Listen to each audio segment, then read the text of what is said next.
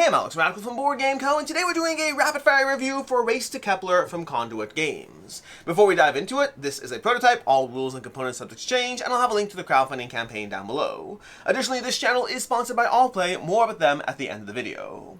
In Race to Kepler, you're playing through a deck-building game. Like many deck-building games, you're going to start with a basic hand of cards, 7 iron, 2 gold, and then 1 crew member over here. You're going to be using these cards to start the process of building out a better, stronger deck, which you're using to jump systems in the game. Systems are effectively the victory points currency of the game, where you're going to be moving along this track, trying to get to 20 systems before your opponents do so.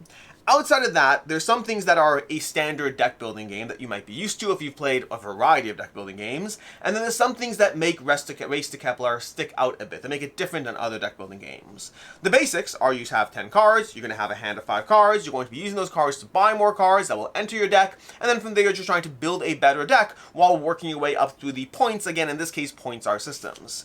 The way that Race to Kepler stands out, if you're familiar with games like Star Realms or Shards of Infinity or any of these other games, the way Race to Kepler stands out and makes itself different is, number one, is you have these cities in the game. Players are going to be starting the game by being given some cities, which they're going to pick. The city gives you ways to spend your resources to often jump, as well as other abilities. So it's the key thing you need to do to win, but then it gives you other things that make your own unique pathway, the ways you can create those synergies, a little different than other players. Another thing that the game does is when you buy cards, they're going to go straight to your hand, which gives you that kind of immediate gratification, and also, of course, changes the strategy of which cards you buy. It's no longer just about, oh, is that card good for my deck? Sometimes that card might be better for your deck, but this card will help you out in a pinch right now. Those decisions, again, both immediate gratification as well as changing the strategy of what you do, make some of this different. And then lastly, well, not lastly, but I think from the big changes, lastly is going to be the Titans over here. You're going to be bidding on Titans in the game. There are phases to the game as far as launch phase or race phase before the first Titan is acquired versus after, but basically Titans are these cards that you're going to be bidding for. You're going to be bidding with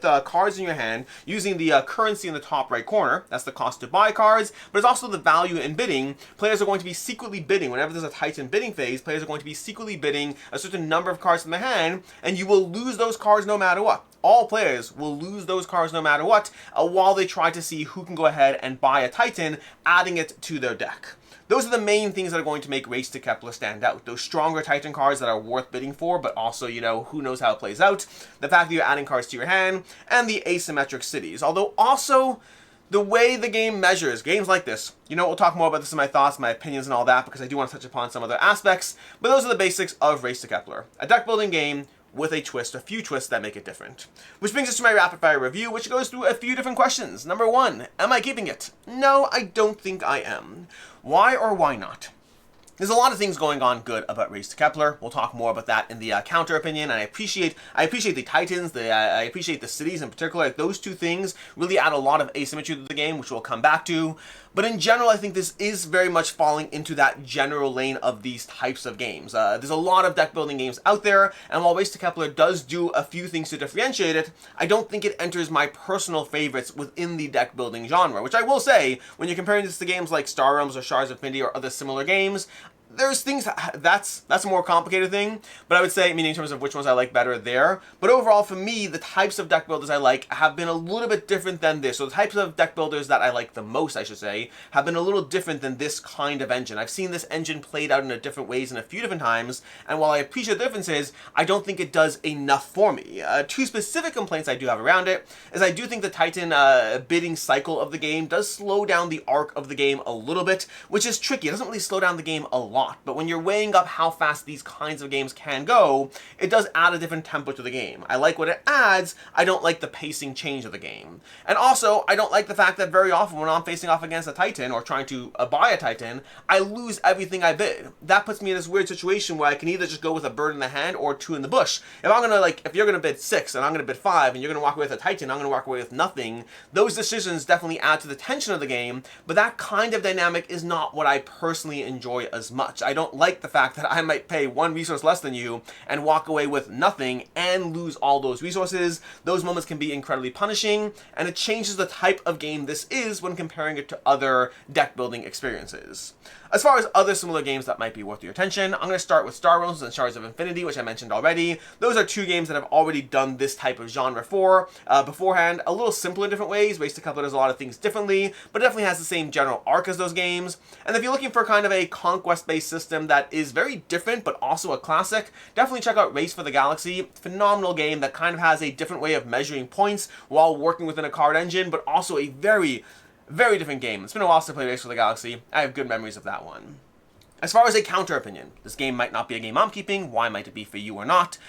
First of all, Titans and cities are basically powers and abilities, which usually, if you watch my content, those are things I generally enjoy. The fact that you have this giant deck of cities over here, like this is a lot of different cities, all with these different things, great art, great production overall, but like tons of different small adjustments. So if you like games feeling different, the city deck alone will do that for you. The Titan deck, I do wish was a bit bigger as far as the amount of cards there are. Like there's a lot of cards in the crew deck, there's a lot of cards in the city deck. I wish the Titan deck was a bit more fleshed out. That said, you're not adding so many of them to the game, so I do understand it. But overall, Titan cards are very cool, and so as much as they slow down the pacing of the game and losing them when you bid for it sucks, when you get them, they can be very, very strong and really add to the strategy of what you're doing as far as how you're building a cohesive engine between your cities, your crew, well, your city, your crews, and your Titan cards. So they do add a lot to the game. When you're comparing this to games like Star Realms and Shards of Infinity, another thing that Race to Kepler has is many of those games tout a 2 to 4 player count, or other player counts as well. I think Star Realms has a 1 player count. But very often, because of the nature of damage dealing in multiplayer card games is always a tricky dynamic to try to balance properly. Because Race to Kepler is structured more as a aggressive push towards the things you're getting, rather than dealing damage to other players, that allows us to be more of an actual 2 to 4 player experience, because it really is more of a race, as opposed to how am I going to build a deck that deals as much damage to you as possible. So and then of course the cards going to your hand, that's another fun thing, which I do like that aspect, and I like not just the fact that the immediate gratification, my favorite thing about that is that strategic choice I mentioned. The fact that sometimes I'm choosing between a better card for my deck versus what will help me pay for something or do something right now in the moment.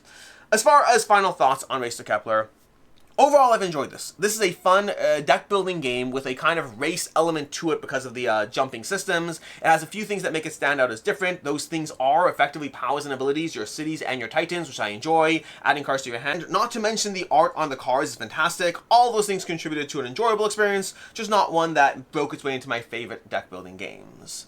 As far as our channel sponsor Allplay, I mentioned at the beginning of the video, if you go to allplay.com, you can get games not just from Allplay, but from their partners for $4 flat rate shipping in the US. And you can check out A Message from the Stars if you're looking for another game that has that space theme while being very, very different in theme. This is more about communication and deduction. You can check that out over on allplay.com. In any case, until next time, I hope you appreciate this video. I'm Alex Radcliffe from Board Game Co., and as always, I hope you have a good one.